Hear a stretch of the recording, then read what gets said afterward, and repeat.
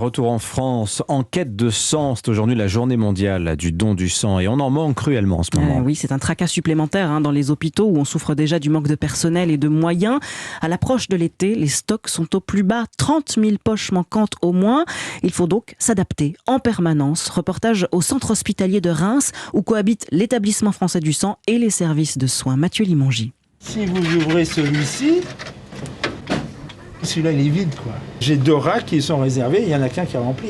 1, 2, 3... Yannick Lemierre fait le même constat chaque jour. Quand il ouvre les réserves du laboratoire, les poches de sang manquent. Alors pour le responsable des stocks de l'établissement, il faut optimiser et négocier. Un prescripteur qui venait demander 3 poches en lui expliquant nos problèmes de stock, il peut être amené à lui dire 2 poches vont suffire en fonction du type de patient, de sa pathologie et du stock. C'est un équilibre à trouver en fait. Un équilibre plus que fragile et puisque chaque goutte compte, les patients sont de plus en plus nombreux à recevoir un sang différent de leur groupe sanguin. Ça va nous faire une économie. Il y a des patients, les semaines passées, qui ont utilisé 40 poches dans la même journée. Si vous lui donnez les 40 poches, vous donnez le stock entier. Ça n'est pas possible.